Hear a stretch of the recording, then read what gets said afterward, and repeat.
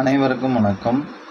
தமிழ் புத்தாண்டு பராபவ வருடம் மிதுன ராசிக்கு எப்படி இருக்கும் அப்படிங்கிறத பற்றி பார்க்கலாம். மிதுன ராசிக்கு இந்த வருஷம் இது தொழில் ரீதியாக நல்ல யோகமான பலன் தான். வருமானம் நல்லாயிருக்கும், நிறைய பொருளாதாரம் சேரும் அப்படிங்கிற மாதிரியான அமைப்பு தான். வர ஐப்பசி மாதம் வரைக்கும் ராகுகேது பயிற்சி முன்னாடி வரைக்கும் தொழிலில் இன்வெஸ்ட்மெண்ட் பண்ணுறது அப்படிங்கிறதெல்லாம் நல்லாயிருக்கும். சொத்து சுகம் வாங்குவீங்கிற அமைப்பு இருக்கும், வண்டி வாகனம் வாங்குவீங்கிற அமைப்பெல்லாம் இருக்கும். ஏன்னா அந்தளவுக்கு பொருளாதாரம் இருக்கும், நல்லபடியாக வாங்கலாம் அப்படிங்கிற மாதிரியான அமைப்பு நிறையா இருக்கும் அப்படிங்கிற மாதிரி அமைப்பு தான். ஐப்பசி மாதத்துக்கு அப்புறம் ராகுகேது பயிற்சிக்கு அப்புறம் இன்வெஸ்ட்மெண்ட் பண்ணுறதுங்கிறத நிறுத்திக்கணும். ஷேர் மார்க்கெட்டு ட்ரேடிங் பண்ணுறது அப்படிங்கிற மாதிரியான அமைப்பெல்லாம் செய்யக்கூடாது. அது மாதிரி பண்ணிங்கன்னா அது இழந்துருவீங்க அப்படிங்கிற மாதிரியான ஒரு அமைப்பு.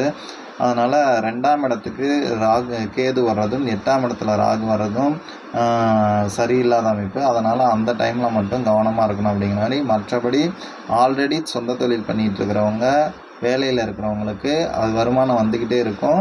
அதுக்கான பொருளாதாரம் உங்களுக்கு கை கொடுக்கும் அப்படிங்கிற மாதிரி அமைப்பு தானே தவிர எல்லாத்தையும் இழந்துருவோங்கிற அமைப்பில் புதுசாக இன்வெஸ்ட்மெண்ட் பண்ணக்கூடாது எதுலேயும் அப்படிங்கிற மாதிரி தான். அதுவும் ஐப்பசிக்கு மேலே தான்.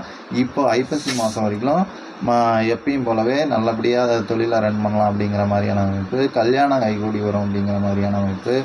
அதெல்லாம் நல்லாயிருக்கும் அப்படிங்கிற மாதிரியான ஒரு யோகமான நேரம் தான் மிதுன ராசி நேயர்களுக்கு நல்லாயிருக்கும்.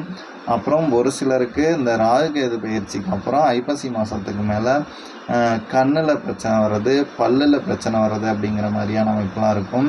மிதுன ராசிக்கு 2ஆம் இடத்துல ஏதாவது ஒரு பாவகரம் இருந்து அது மேலே அந்த கேது உட்காந்துச்சுன்னா கண்டிப்பாக இது மாதிரியான பிரச்சனைகள் வரும்.